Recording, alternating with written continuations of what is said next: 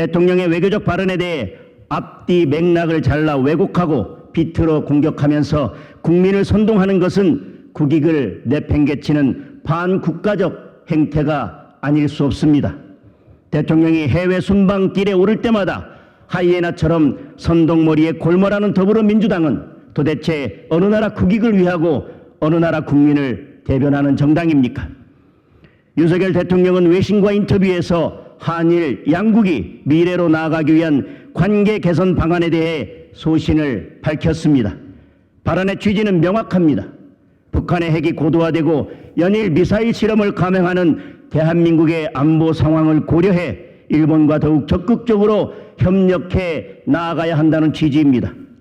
일본은 과거사 문제에 대해 이미 50여 차례 이상 사과했고 한일 양국도 잘못된 과거에 대해 충분히 인식을 공유하고 있는 만큼 이제는 과거사를 딛고 앞으로 나아가자는 의지를 밝힌 것입니다.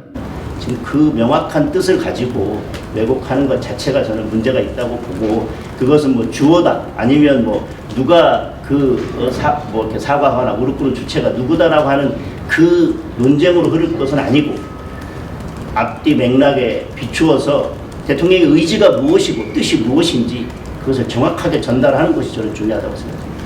그런데 그 주어가 일본이라고 해석해야 하게 상식적이라고 어제 수석 대변인이 논평을 했고, 오늘 아침에도 그렇게 나와서 말씀하셨고, 오역이라고 얘기하셨고, 김경재 그 국민의힘 의원도 말씀하시면서 이게 가짜 뉴스로 선동하지 말라고 강력하게 비판했는데, 어쨌든 이게 정반대로 결과다.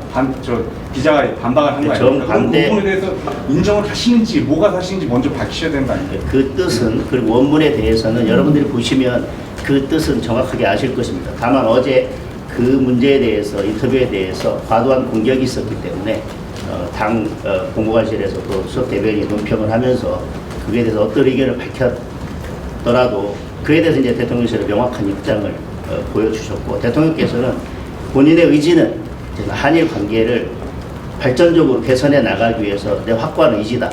이미 과거사 문제에 대해서 그리고 사과 문제에 대해서는 어느 정도 맥락이 이루어졌고, 그리고 김대중 대통령도 오부치 선언에서 이미 밝혔었던 만큼 매번 어떤 우리가 외교에서 한 걸음 뗄 때마다 자꾸 사과하고 또 한 걸음 떼고 사과하고 한 걸음 떼는 것, 그것은 우리가 한일 관계에 있어서 앞으로 나아가자고 하는 것과는 사실은 배치되고, 그렇게 된다면 결국 한 발짝도 나아갈 수 없다라고 하는, 그게 본 뜻이다.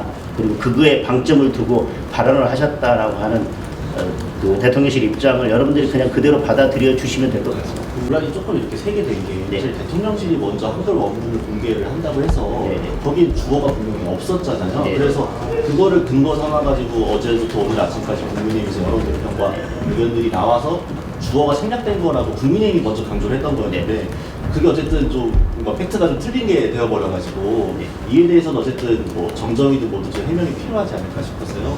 뭐 정정보다는 그 발언, 논평에 대해서 오늘 대통령실이 명확한 입장을 밝혔으니까요.